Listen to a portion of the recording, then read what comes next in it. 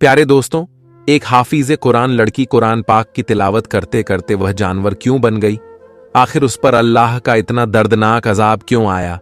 वह कुरान मजीद की तिलावत करते वक्त क्या गलती करती थी? प्यारे दोस्तों, वह गुनाह जानने के लिए हमारे साथ आखिर तक जरूर रहिएगा, क्योंकि ये वाकया हम लोगों के लिए इबरतनाक और सबक अमोज वाकया है, और खासकर हमारी माँ बहनें इस वाकया को जरूर सुने। दोस्तों, पाकिस्तान के दूर दराज इलाके में अब्दुल रहमान अपनी बीवी जैनब और अपनी 1 साल की बेटी नफीसा के साथ रहता था। अब्दुल रहमान बहुत ही नेक और रहमदिल इंसान था। वह रोज सुबह फजर की नमाज के बाद नदी से मछलियां पकड़कर लाता और उन्हें बाजार में बेचकर अपना और अपनी बीवी और बेटी का पेट पाल रहा था।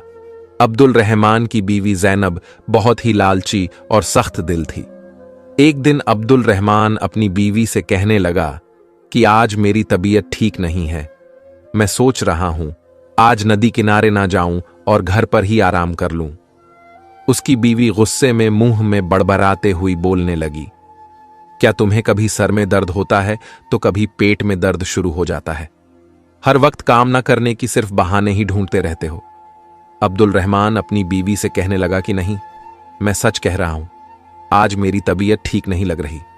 उसकी बीवी गुस्से से बोली, ठीक है, मत जाओ, आज मेरी भी तबीयत ठीक नहीं है, मैं घर का कोई काम नहीं करूंगी, सिर्फ और सिर्फ आराम करूंगी।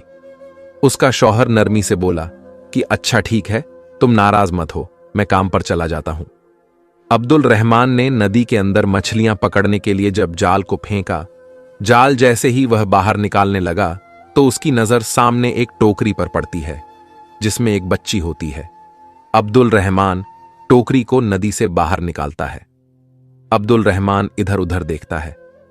आखिरकार यह बच्चा ना जाने कौन छोड़कर यहां चला गया है। बच्चे को टोकरी में डालकर नदी में किसने छोड़ दिया है? अब्दुल रहमान को वहां नदी के आसपास कोई भी दिखाई ना दिया। उसने सोचा, मैं ये बच्चा अपने घर पर लेकर चला जाता हूं, नहीं तो ये बच्चा यहीं मर जाएगा। वह बच्चा जोर जोर से रो रहा था। अब्दुल रहमान जल्दी से अपने घर में चला गया और अपनी बीवी से कहने लगा कि जैनब, जल्दी देखो मैं क्या लेकर आया हूं। जैनब बच्ची के रोने की आवाज सुनकर वह देखते ही कहने लगी कि यह कहां से बच्ची उठाकर ले आए हो? क्या तकलीफ है? क्यों शोर मचा रखा है? ऊपर से तुम जल्दी घर आ गए हो और यह कौन सी नई मुसीबत उठाकर ले आए हो? कब बाजार जाओगे? कब पैसे लेकर आओगे? अब्दुल रहमान कहने लगा, तुम्हें तो बस हर वक्त पैसों की पड़ी रहती है। इस छोटी मासूम बच्ची को तो देखो, जिसको किसी ने टोकरी में डालकर नदी पर छोड़ दिया था।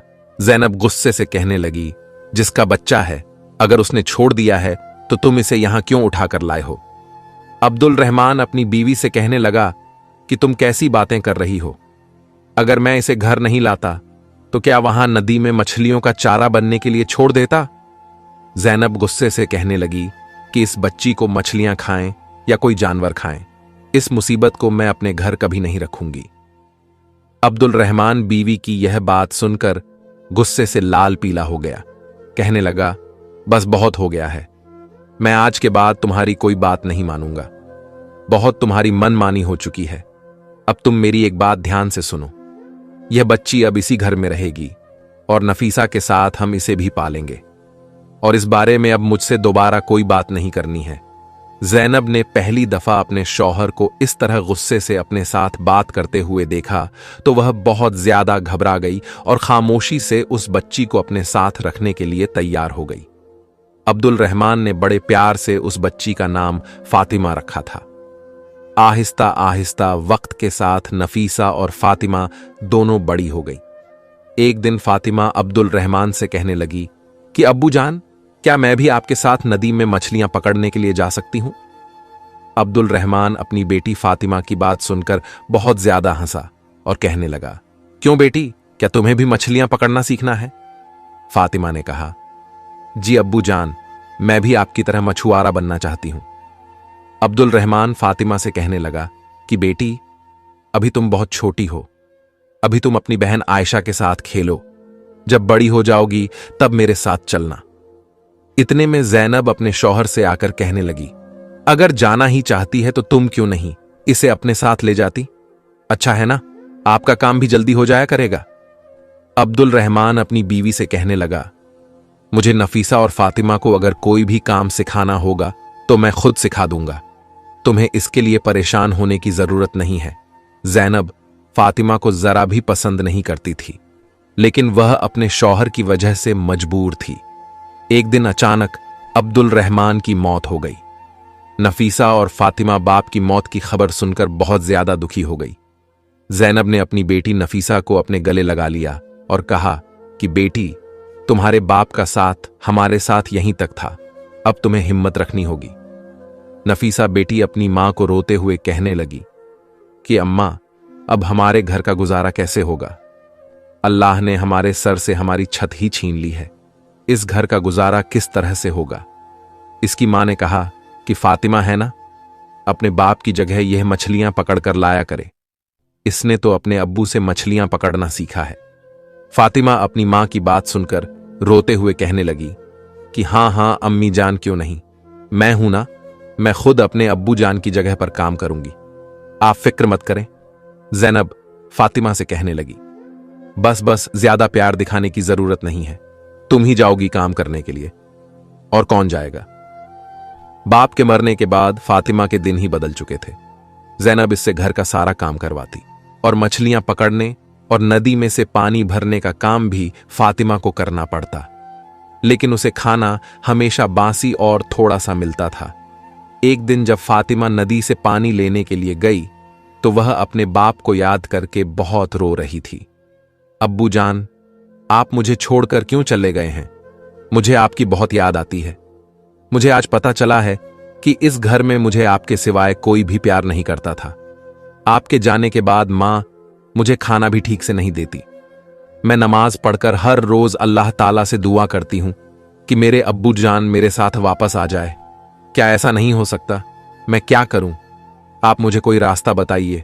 लेकिन उसे कोई जवाब नहीं मिलता। वह रोते रोते घर आ जाती है। फातिमा जैसे ही घर पर आई, उसकी मां गुस्से से उसको कहने लगी, आ गई महारानी, नदी से पानी लाने में इतना वक्त लगता है। फातिमा रोते हुए अपनी मां से कहने लगी कि मां, पानी भरकर मटके भारी होते हैं, इसलिए मैं आहिस्ता आहिस्ता चलते आती हूं ताकि पानी गिर न जाए। उसकी मां कहने लगी कि बस बस, अपनी बकवास बंद करो, कोई भी काम ठीक से तुम करती नहीं हो, ऊपर से इतना खाना खाती हो। फातिमा अपनी मां से कहने लगी कि मां, खाना तो आप मुझे आधे पेट का भी नहीं देती, ऊपर से बासी खाना खाने को मिलता है। फातिमा की बात सुनकर उसकी मां को बहुत गुस्सा आया और कहने लगी कि मेरे सामने जुबान चलाती हो, मैं तुम्हारी अच्छे से खबर लेती हूं, तब जाकर तुम्हारा दिमाग ठीक होगा। फातिमा की मां ने फातिमा को बहुत मारा, यहां तक कि उसके सर से खून बहने लगा। नफीसा यह सब देखकर पास बैठी मुस्कुरा रही थी। दूसरे दिन फज्र की नमाज के बाद फातिमा दुआ करते हुए अल्लाह ताला के सामने बहुत रोई, फिर रोते रोते उठकर नदी किनारे चली गई। उस दिन फातिमा जब नदी किनारे पानी लेने के लिए गई, फातिमा वहां पर अपना जख्मी सर पकड़कर बहुत रो रही थी। इतने में नदी के पास से एक अल्लाह वाले बुजुर्ग आ रहे थे। उसने फातिमा से कहा कि बेटा, क्या मुझे पानी पीने के लिए मिलेगा? फातिमा जल्दी से मटके में पानी लेकर आई और अल्लाह वाले बुजुर्ग को पानी पिलाने लगी। पानी पीने के बाद अल्लाह वाले बुजुर्ग ने फातिमा के सर पर हाथ रखा और कहा, बेटी, तुम बहुत अच्छी हो, तुमने मुझे पानी पिलाया है, इसके बदले में मैं तुम्हें कुछ देना चाहता हूं। फातिमा उन बुजुर्ग से कहने लगी कि मुझे कुछ नहीं चाहिए।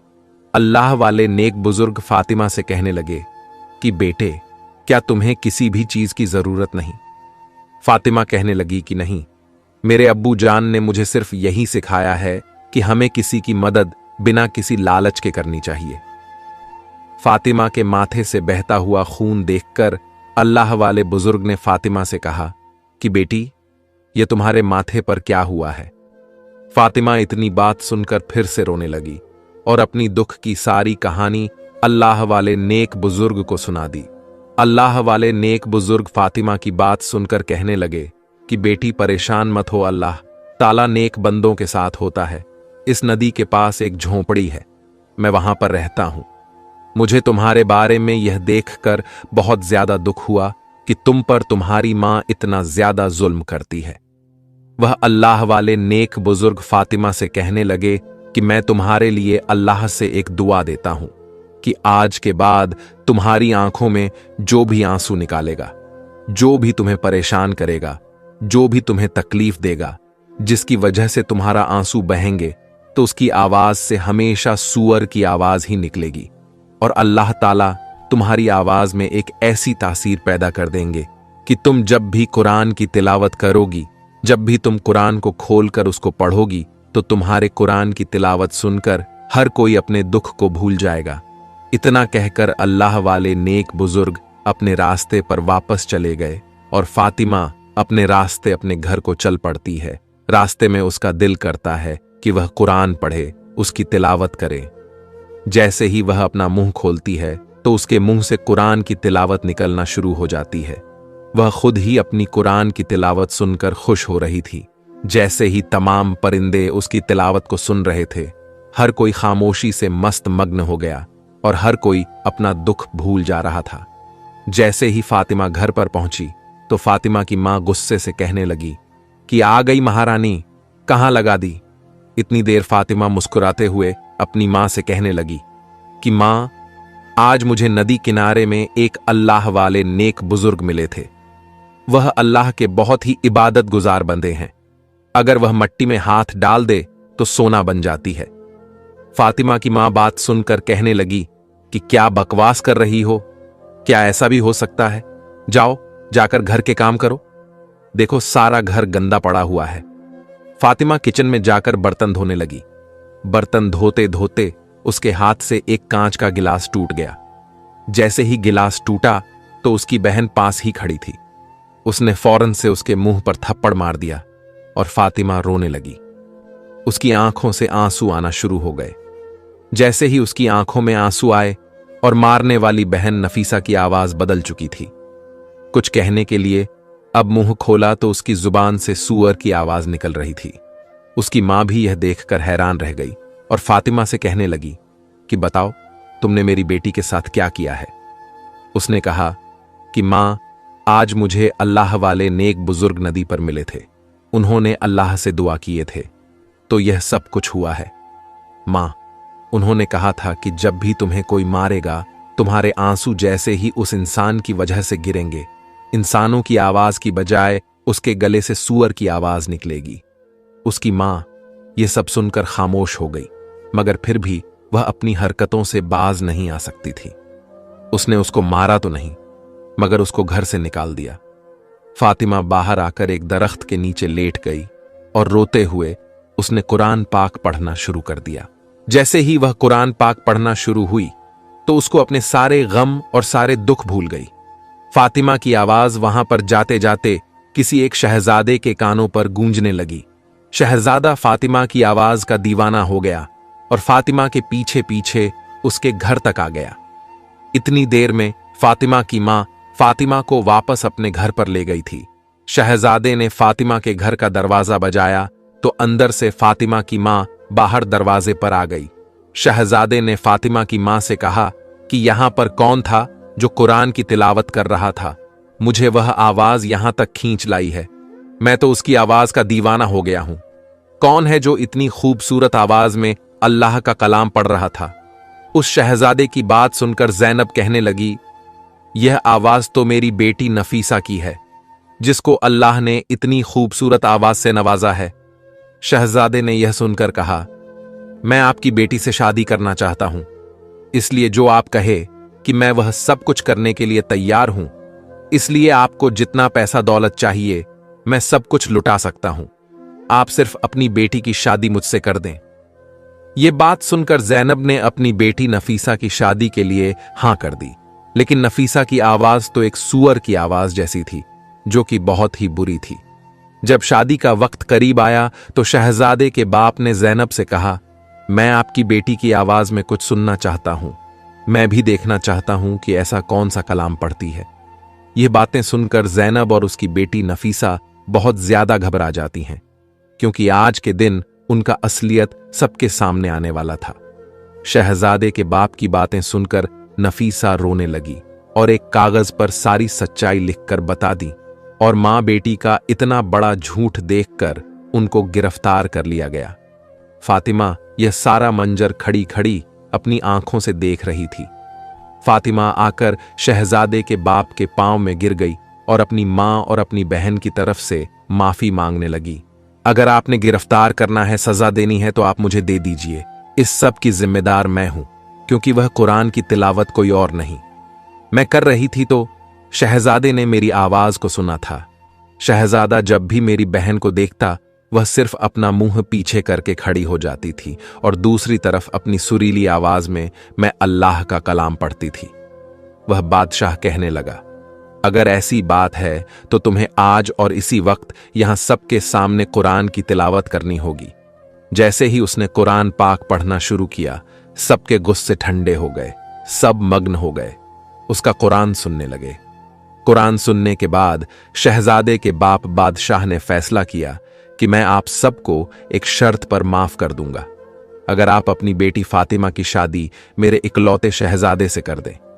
फातिमा की मां ने अपनी बेटी फातिमा से हाथ जोड़कर अपने गुनाहों की माफी मांगी और कहा कि बेटी, मुझे और अपनी बहन को माफ कर दो। हमने तुम्हारे ऊपर बहुत सारे जुल्म और ज्यादती की। आज तुमने मेरी और अपनी बहन की जान बचा ली और आज हमारी खातिर इस शादी के लिए हां कर दो। फातिमा ने अपनी मां को माफ कर दिया और शहजादे से शादी के लिए हां कर दी। फातिमा और शहजादे की शादी कर दी गई। फातिमा को बहुत ही अच्छा ससुराल मिला, जहां वह अपनी बाकी की जिंदगी राजकुमारियों की तरह गुजारने लगी और उसके आगे पीछे तकरीबन हर वक्त नौकरानियां ही रहती थीं। तो प्यारे दोस्तों, देखा आपने अल्लाह की कलाम में कितनी बरकत है कि इंसान अपने सारे गम सारे दुख भूल जाता है। और जो इंसान को परेशान करता है, अगर आपको भी किसी किस्म की कोई परेशानी हो तो यकीन करें, इस कुरान को खोलकर बैठ जाया करें। आप यकीन करें कि आप अपने सारे गम सारे दुख भूल जाएंगे। प्यारे दोस्तों, अगर आपको यह वाकया अच्छा लगा है तो सबसे पहले अपने फैमिली, दोस्तों, रिश्तेदारों में वीडियो को शेयर जरूर करें और चैनल को सब्सक्राइब करके कमेंट बॉक्स में अल्लाहू अकबर जरूर लिखिएगा। शुक्रिया।